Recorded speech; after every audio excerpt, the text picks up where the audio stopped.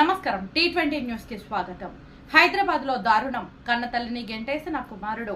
ఉప్పల్ చిలుకా నగర్ లో దారుణం. నవ మాసాలు మోసి పెంచి పెద్ద చేసి ఒక హోదా వచ్చే తర్వాత ఆస్తి రాయించుకుని తల్లిని గెంటేసిన కసాయి కొడుకు. శివశంకర్ అనే వ్యక్తి తల్లి రమాదేవిని ఇంటి నుంచి గెంటేశాడు. అనారోగ్యంతో ఉన్న అయినా ఎక్కడికి వెళ్లాలో తెలియక కొడుకు ఇంటి ముందు కూర్చుంది. మహిళా సంఘాలకు ఫిర్యాదుపై పోలీసులకు సంప్రదించారు.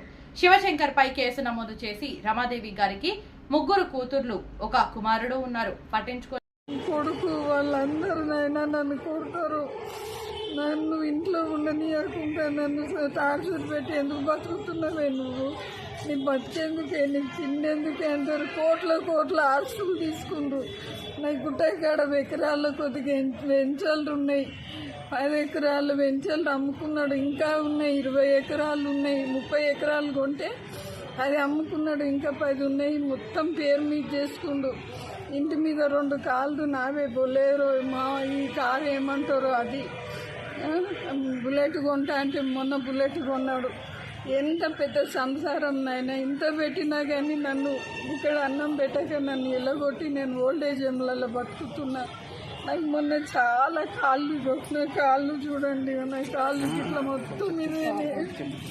నా కాళ్ళు మొత్తం ఇట్లయితే వాళ్ళు అన్నారు, అమ్మ నీకు ఇక్కడ అన్నం అంటే మేము పెడతాం కానీ ఈ అనారోగ్యానికి మీ వాళ్ళు ఎవరన్నా ఉండి చూసుకోవాలమ్మా, మేము చూడలేమమ్మా అంటే మీ వాళ్ళు ఎవరన్నా ఉంటే పిలిపించుకో అంటే మా బిడ్డలకు చెప్తే మా బిడ్డలు వచ్చి తోలుకొచ్చుకున్నారు.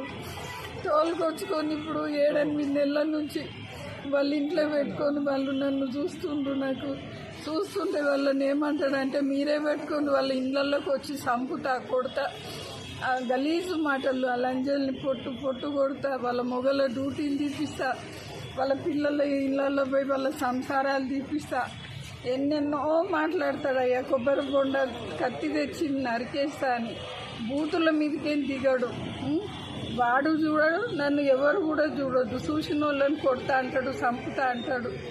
నేనేం కావాలి నాయన? ఇప్పుడు నేను ఇంకా నేను ఇంకెన్నెన్ని చెప్తానో చూడే, నిన్ను ఎన్నెన్ని చెప్తానో చూడని అగో చిలకనగల నా 2 బిల్డింగ్లలో స్కూల్ పెట్టుకున్నాడు.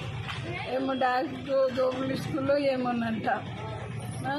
అట్లా చేస్తుండు నాయన. నాకు మీరే న్యాయం చేయాలి, మీరే చేయండి నాయన. ఇంత అన్యాయం